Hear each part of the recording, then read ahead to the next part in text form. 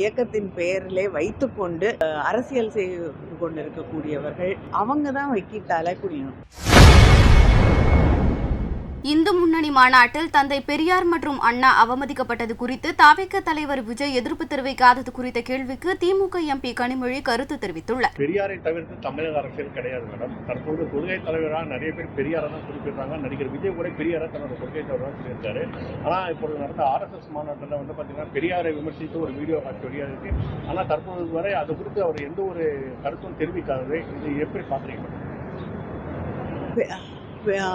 பெரியாரையும் பேரறிஞர் அண்ணா அவர்களையும் விமர்சனம் செய்துவிட்டு தமிழ்நாட்டில் அரசியல் செய்து விடலாம் என்று நினைக்கக்கூடியவர்கள், தமிழ்நாட்டிலே அவர்களுக்கு ஒரு அங்கீகாரம் கிடைக்கும் என்று நினைக்கக்கூடியவர்கள் நிச்சயமாக ஏமாந்துதான் போவார்கள். அவங்களுக்கு எந்த இடத்துலையும் வந்து தமிழ்நாட்டில் மக்கள் அவர்களை ஏற்றுக்கொள்ள மாட்டார்கள். ஆனால் அதே மேடையிலே அண்ணாவின் பெயரை தன்னுடைய இயக்கத்தின் பெயரிலே வைத்துக்கொண்டு அரசியல் செய்து கொண்டிருக்கக்கூடியவர்கள் அவங்க தான் வைக்கிட்டால குடியணும்.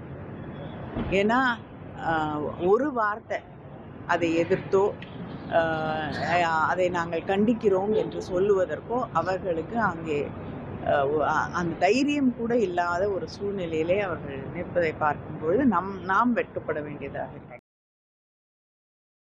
செய்திகளை உள்ளது உள்ளபடி தெரிந்து கொள்ள ரெஃப்ளெக்ட் நியூஸை சப்ஸ்கிரைப் பண்ணுங்க.